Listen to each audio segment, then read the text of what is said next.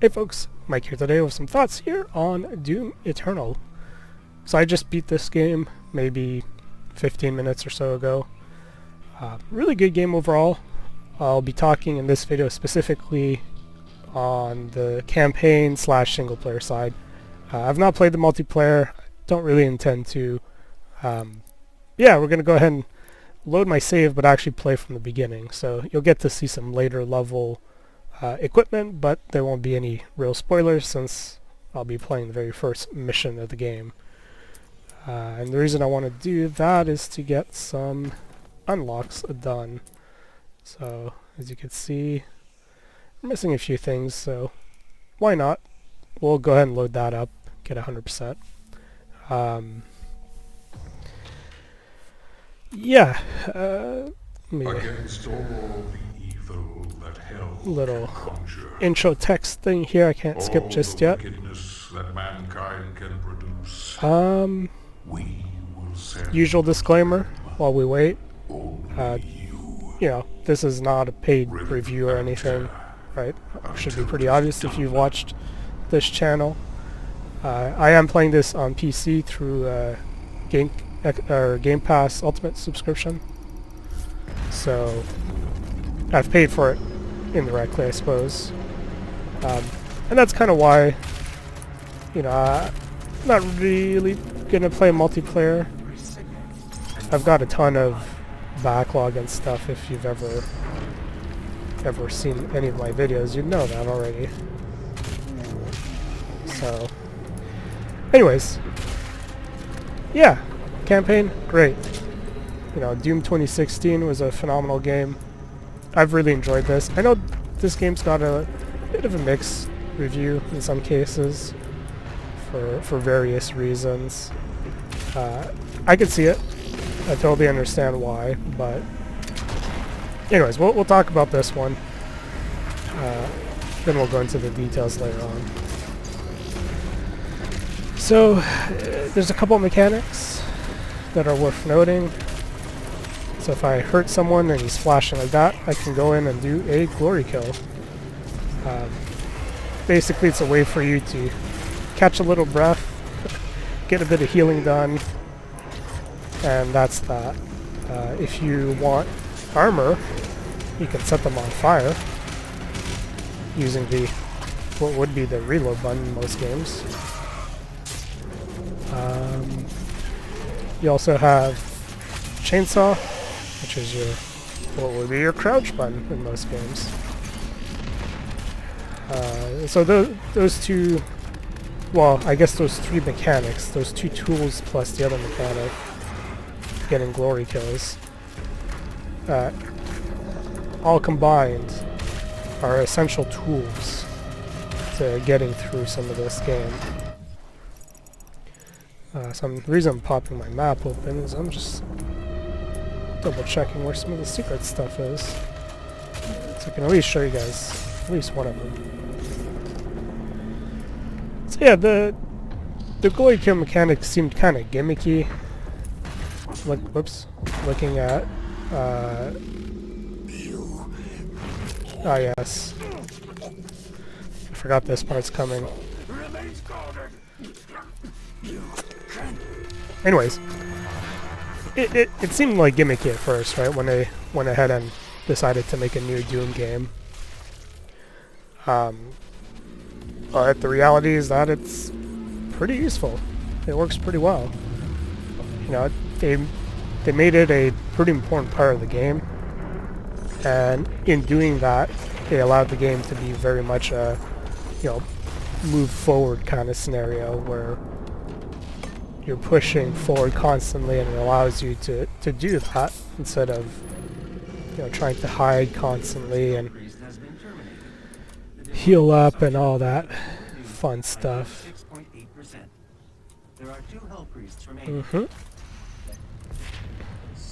Got some robots and stuff. So these little guys normally have weapon upgrades, which, well, I've already picked them up, so they're not available. There's one right here that I'm missing. I'll try and grab that item. So yeah, in terms of what they've added... Oh, no, it's up here. In terms of what they added, you know, there's some double jumps that they've added in.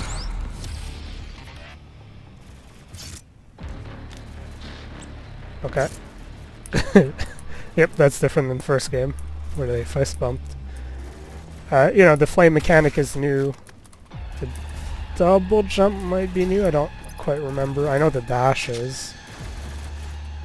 So the dash mechanic is pretty handy. New enemies, obviously. So there's a lot of neat things that happen with that. Different interactions. When you hit enemies and as you attack them in different areas as well, they kind of break apart, which is really cool. You can also see weak points. His eyes light up red. His turret also lights up red, trying to tell you, hey, this is the weak part. Hitting them in their weak part can have all sorts of bonuses and advantages. So, for example, the I forget what they're called now. The thing I just fought. I'm like trying to remember, but hey, I might remember later on. Who knows? For whatever reason, in my mind, I've got Cyber Demon, which is totally not that. Oh my goodness, that's kind of annoying. Anyways, there's a codex I can always check. But didn't miss any secrets here. Anyways, so that, you know, Spider Demon, whatever the hell he's called. There's their auto map. His weak spots vary his patterns as well, which is pretty handy. So if you take out his turret, he then becomes melee, so he'll try and close the gap. So if you keep your distance, you know, it's very difficult for him to actually attack you.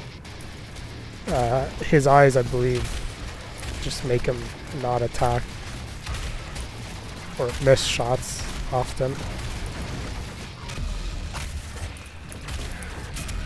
I don't know, my mind's also saying Spider Demon, but that doesn't sound quite right. Ooh.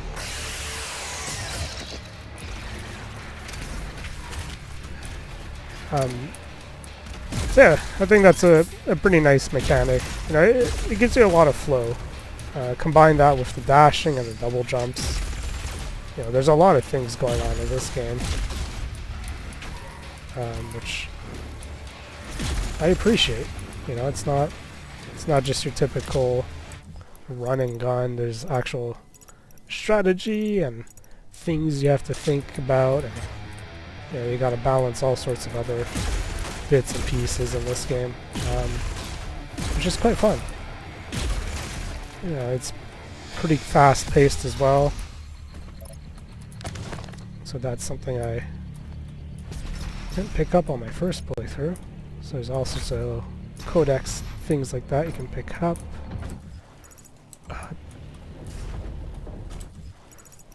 What is this?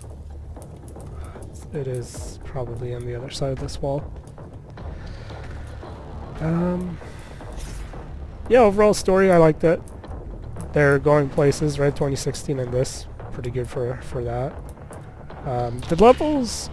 So I guess if we start comparing to the previous game, I find this game's a little simplified in some ways. You know, there's not as much strategy required. Not in the same way. Like the gunplay stuff is simplified somewhat. The enemies, the levels are more linear. The enemies, you know, feel a little bit more dumbed down to a certain extent. So it's one of these things where, with the extra movement, which is really cool, really fun, they've kind of turned it into almost a I don't know, it's very arena shooter-like in some ways, where the first game was a little bit more dynamic and interesting, I suppose.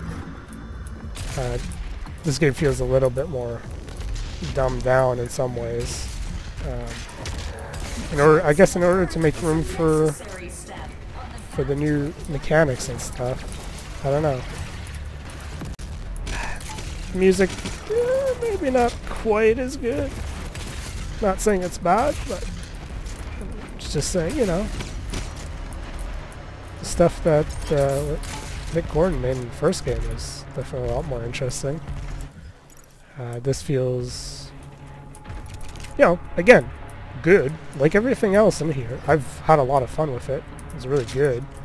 It's just maybe not quite as good as what they did first time around. Now, with that said,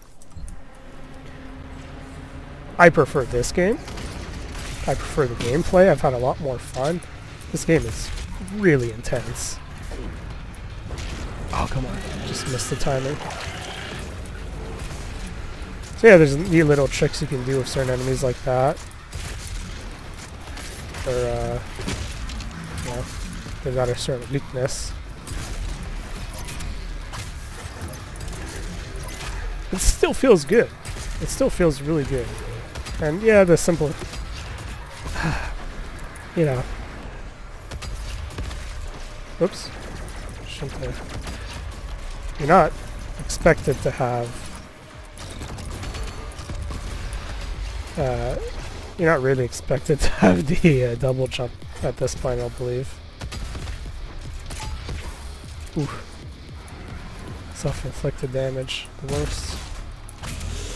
We'll actually finish him off with the chainsaw, get ourselves a little bit more ammo. Oh hey.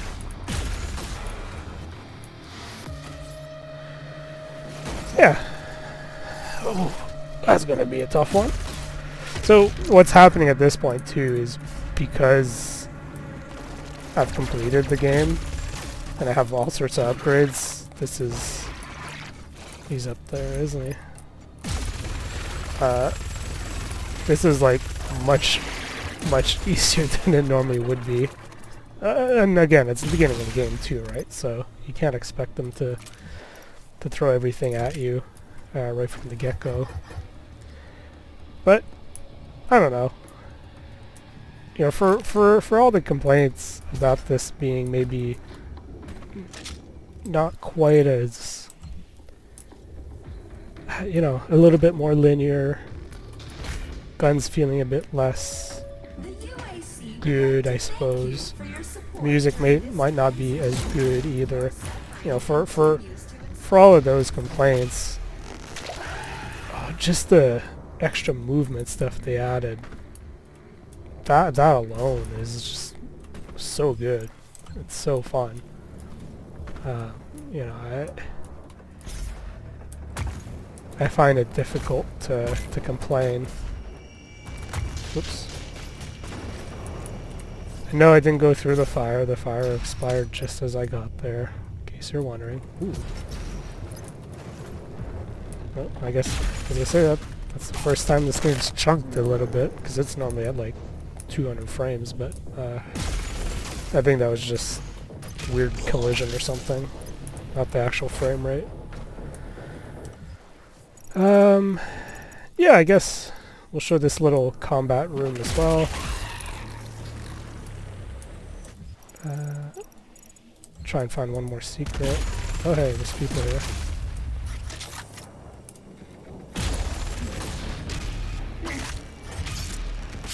Yeah, the enemy variety is pretty nice.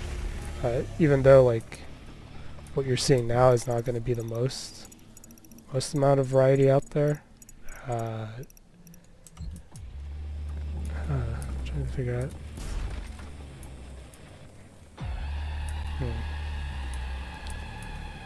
I could see it goes that way. It's not here because it's not like a destructible stuff.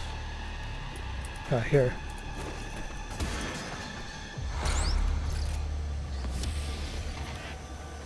Cool. So yeah, some of those are cheat codes, some of those are music. They're all sorts of different things. Normally these things are a little bit more of a pain to deal with because you don't have as much firepower, but this is where yeah, you can see like his cheek got just obliterated.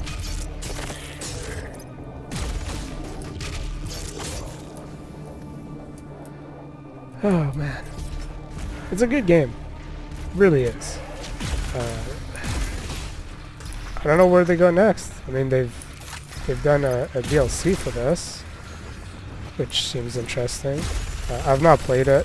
Again, because I have it on Game Pass, it's tough to justify. I mean, there's two ways to look at it, right?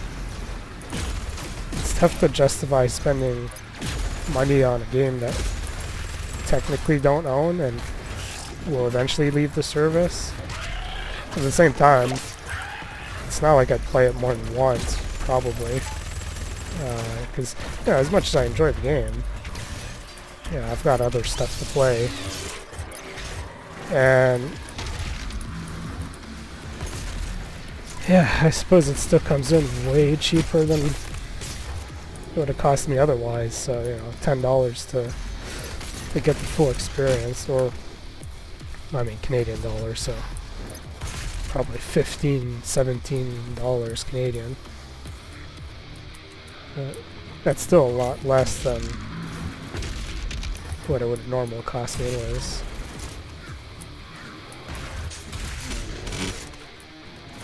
Ah, there we go. That's the guy I was looking for. Again, this is like early game weird stuff, I suppose. Like, that doesn't really happen. You know, running, not finding where the last enemy is. That doesn't really happen as much in the later game. Mostly because you just don't have a huge amount of, you know, lower level guys like this.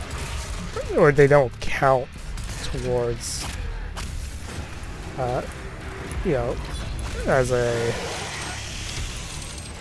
block, I suppose. Come on.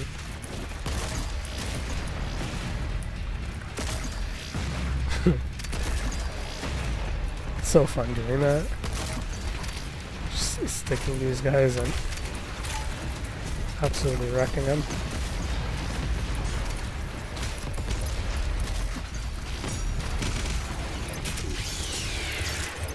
You also get a feel for damage too, which is nice.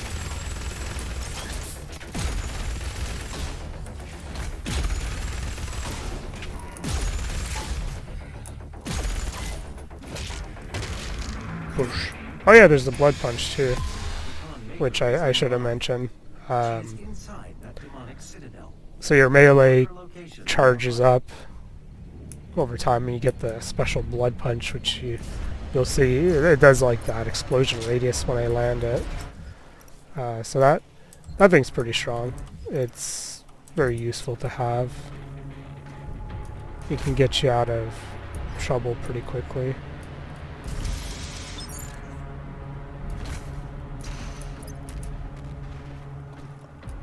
Huh, I wonder if has a way to actually like completely bypass the gate that has to open there. Probably. Anyways, I think we'll end it here. Phenomenal game. You know, I've not played a game this fun and intense in a long time. You know, 2016 was really fun. It didn't have quite the same intensity and the same, you know, action where you had to split your attention between so many things, prioritize different enemies in different ways.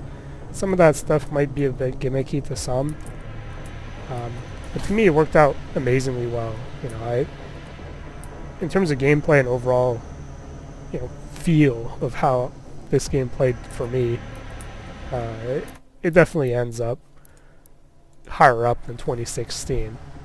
You know, I do rate it higher in that sense. However, in terms of an overall experience, I don't know.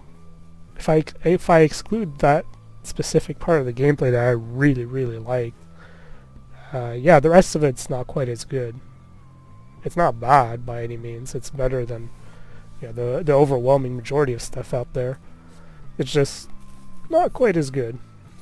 And that's okay, you know? They tried something different. I really liked it. Not everyone did.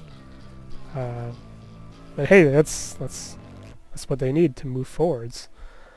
I'll also point out there are challenge missions, but we already backed out, and all this will do is bring me back to where I was in the level, so I think we'll end it here. You know, these are my thoughts on Doom Eternal, in case you're wondering real quick. Yeah, there's different gameplay options you can set, which are nice. In case you saw some weird UI control mappings,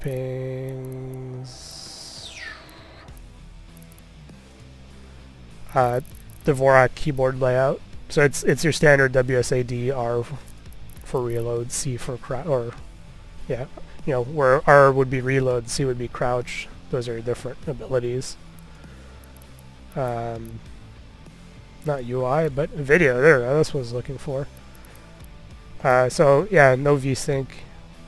No VSync because I don't need it. Well, I normally have it on, but G-Sync figures it out anyways. Yeah, I left FOV low so people don't get too sick watching this. Yeah,